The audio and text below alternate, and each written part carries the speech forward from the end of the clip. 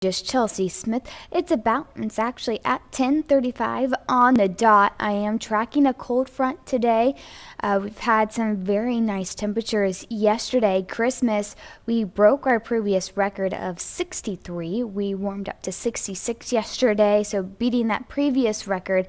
Today, stepping out the door, it's feeling a lot similar as we had temperatures starting out in the 50s, but some are already starting to see some of that colder temperatures move back into their area. That's where the placement of this cold front is. And as this continues to move eastward, we're going to continue to see those temperatures drop throughout the day. And along with some of that colder air, it's mixing in some of that warm, moist air at the surface. It's creating some of that fog and at times dense fog. And we see that right now in Fort Madison, which is the reason why I do have a weather alert, 0 miles of visibility for majority of Lee County that is stretching into Hancock, Clark, and also parts of Scotland County as well, and Memphis down to about 3 miles of visibility. If you haven't paying attention, for folks in Keokuk, we are not forgetting about you. The observation site is down at the moment, but expect some of that fog to be moving into your area as well. And we're thinking about visibilities will most likely improve a little bit with this front, but at times will be some patchy fog as this front continues to move on to the east. Something I do want to show you, this was at 5 o'clock in the morning. I'm going to start this back. We started out in the 50s, but as we went throughout the morning, check out this colder air starting to invade into the tri-states.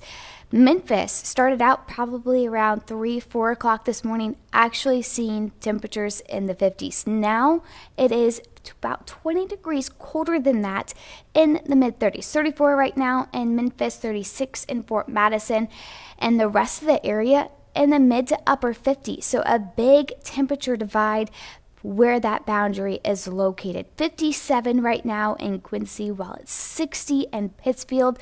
Until that cold front moves through your area, we're still going to have winds out of the southwest ahead of that front, drawing in that warm air, so temperatures will continue to warm up. And then once that cold front hits, those temperatures will be falling throughout the rest of the day. Hi, Mike, and good morning, Crystal. Thank you so much for joining. Let me know how you guys enjoyed the holiday and if you enjoyed the warmer temperatures.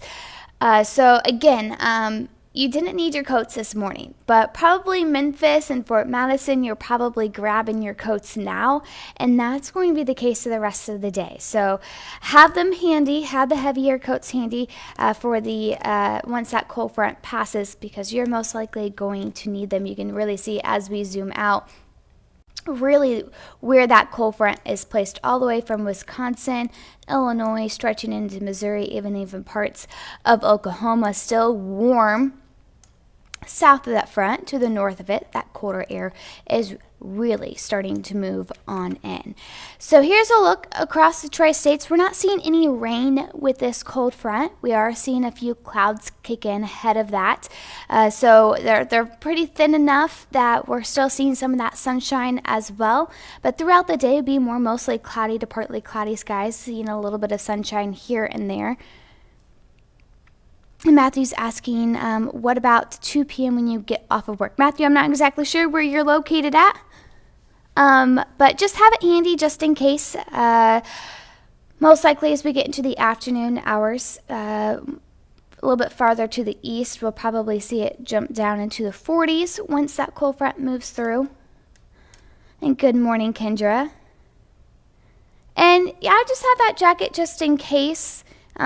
Moving into your area, but you can see kind of the temperatures below not really picking up on how dramatic that cold front will likely be. We can really probably see those temperatures dropping, but you can see with our Canton Tower Cam, Macomb, Quincy, Hannibal, the winds are blowing just a little bit. Again, it's not going to be any rain with this cold front. It's just going to be the colder temperatures that are going to be filing in behind it.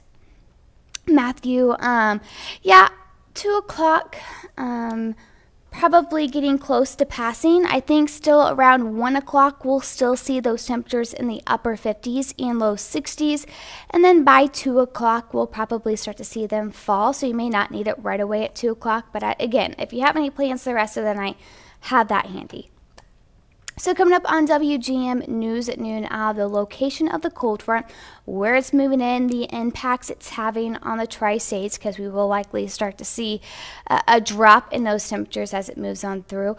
We will have some roller coaster temperatures, especially tomorrow. Will be a little bit cooler than it has been, what we're seeing today and yesterday.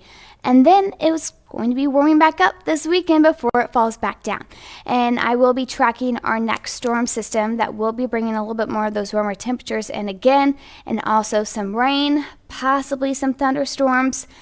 Not overly likely seeing some snow out of the system with some wraparound precipitation, thinking that the dry air is going to beat that out, but we are still tracking the potential for it. So definitely have some time to really get those models, more model agreements. So definitely want to still stay tuned for any updates or changes to your weekend forecast. Sherry's asking, any snow for Macomb? If you're talking about this weekend, I just kind of recap that as well, Sherry. But again, if we see any snow out of it, it most likely will be light. But for the most part right now, we're mainly looking at an all-rain event. But again, still stay tuned for any changes or updates. Not 100% ruling it out. Alrighty, if you have any more questions, feel free to ask. I will be checking on Facebook and answering them as we go out the rest of your day, so feel free to ask. Make sure you do watch WGM News at noon. Again, going over that cold front, our temperatures for the next couple of days, and how that storm system will be impacting your weekend, especially if you have any travel plans, maybe heading back or going to somewhere for that holiday travel. So make sure you do join me then.